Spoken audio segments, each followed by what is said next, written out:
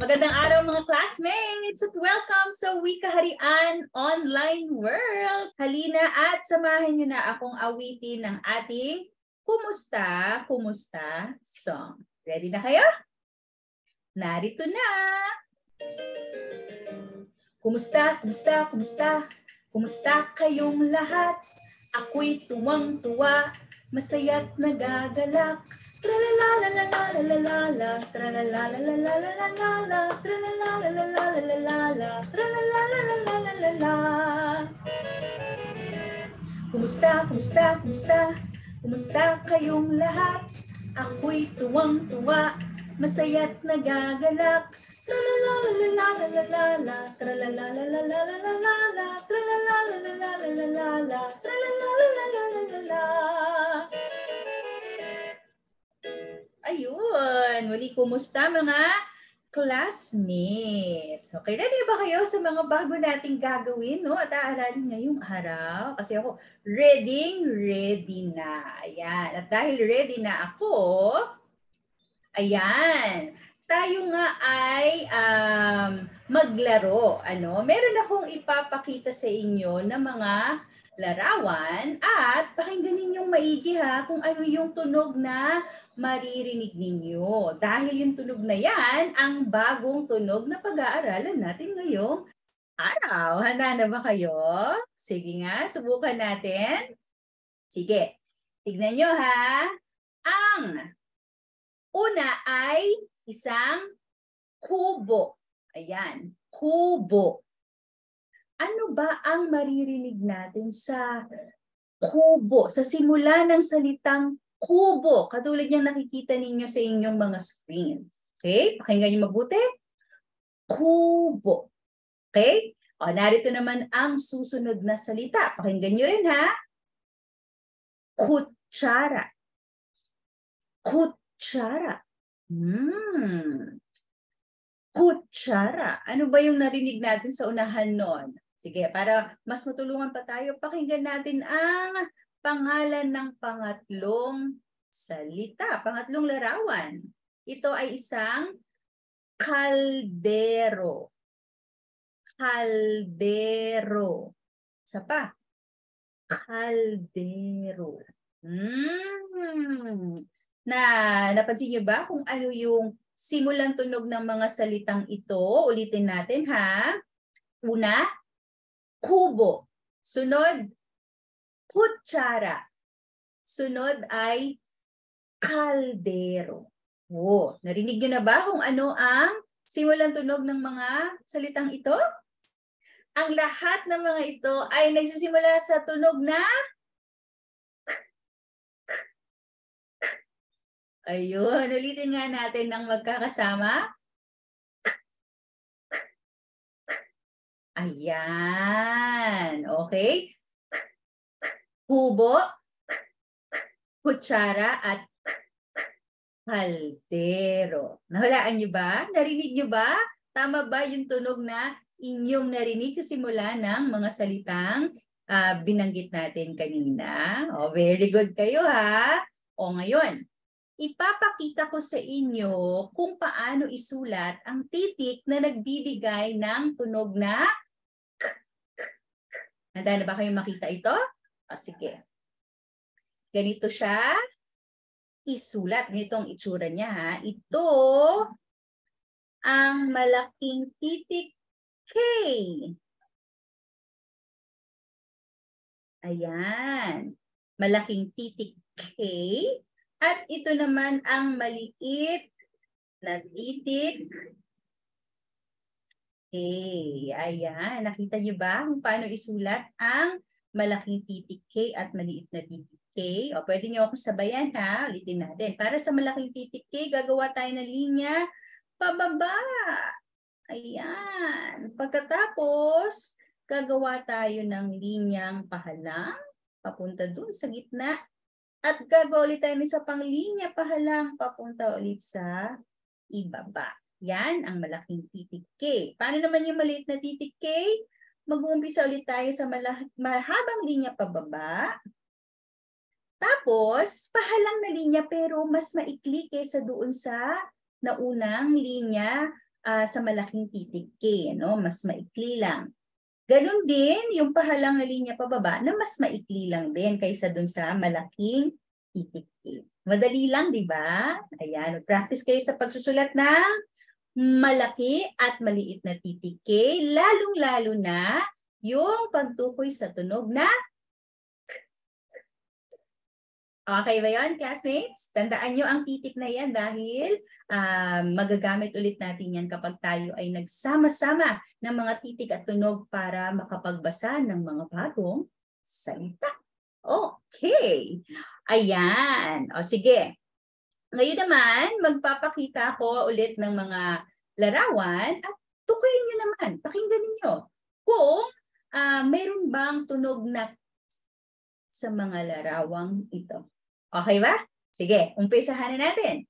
Ang unang larawan ay kanin. Naku, masarap yan kapag bagong luto. Kanin. Ito ang tawag natin sa lutong bigas. Diba? Kanin. Mayroon ba kayong naririnig na sa kanin? Kanin. Meron ba? Meron ng tunog na sa kanin, di ba?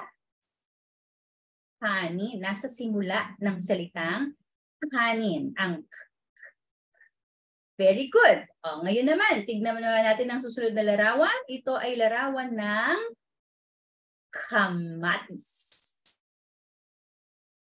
Kamatis. Ayan. Mayroon bang tunog na sa kamatis? Pakinggan nyo nga. Meron nga bang sa kamatis?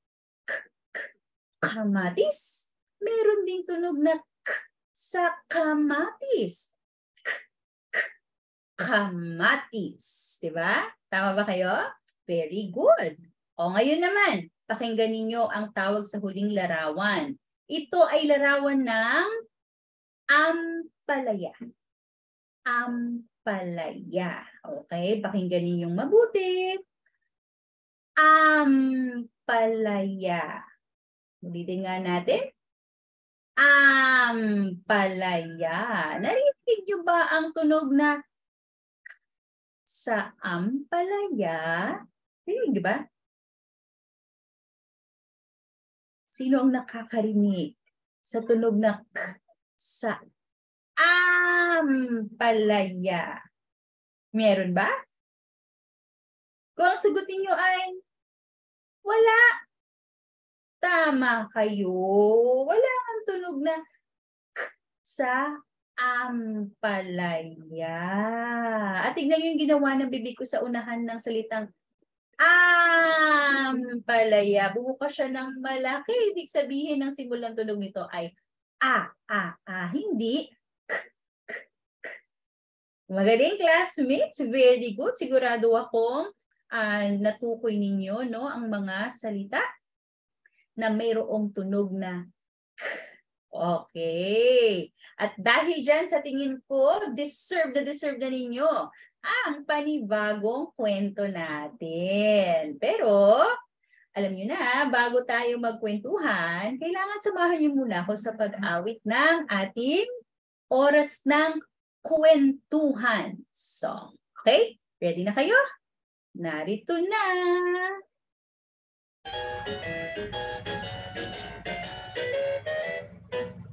Oras na ng kwentuhan. Oras na ng kwentuhan.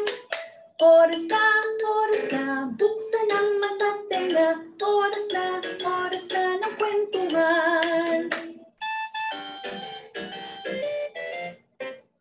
Oras na ng kwentuhan. Oras na ng kwentuhan. Oras na, buksan ang mata't tenga. Oras na ng kwentuhan. Okay.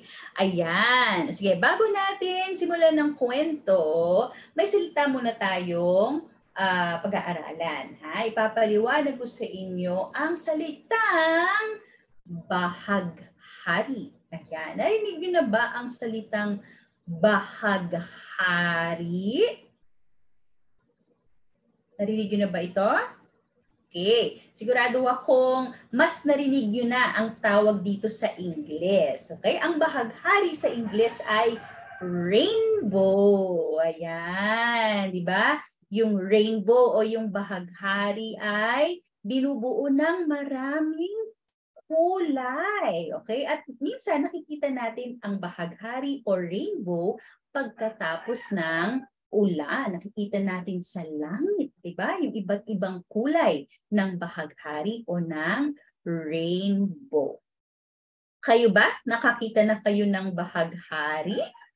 Kailan nyo ba ito huling nakita? Ako, alam niyo, ng bata ako, palagi ako nakakakita ng bahaghari. Pero ngayon, parang di na ako masyado nakakakita ng bahaghari. Kayo ba nakakita na? Ayan, alam niyo kasi sa ating kwento, mayroong makakakita ng bahaghari. Sino-sino kaya sila? Alamin natin sa kwentong ito na ang pamagat ay Ang Bahaghari na isinulat ni Ate Kay Samonte. Pisahan na natin ha. Isang kuneho si Kunkun. Pero hindi tulad ng ibang kuneho, kulay kahel si Kunkun. Kasama ni Kunkun ang tagapag-alaga niyang si Carlo. Isang araw, pagkatapos ng malakas na ulan, nakakita si Kunkun ng makulay na bagay sa langit. Ang sabi ni Carlo, ito ay isang bahaghari. Gustong malaman ni Kunkun kung saan ito nagmumula at kung ano ang nasa dulo nito. Kayo, meron ba kayong ideya kung saan ito nagmumula at kung anong nasa dulo? Na natin ha. Marami ang nagsasabi na may kayamanan sa dulo nito. Banggit ni Carlo. Mas lalong namangha si Kunkun. Isang sako ng carrots kaya ang nasa dulo nito? Nasabik si Kunkun kaya nagpasya siya na alamin ang sagot sa tanong niya. Sige, sasamahan kita. Gusto ko rin malaman kung ano ang nasa dulo nito. Sabi ni Carlo sa kanya. Kaya naman, sinimulan nila ang paglalakbay.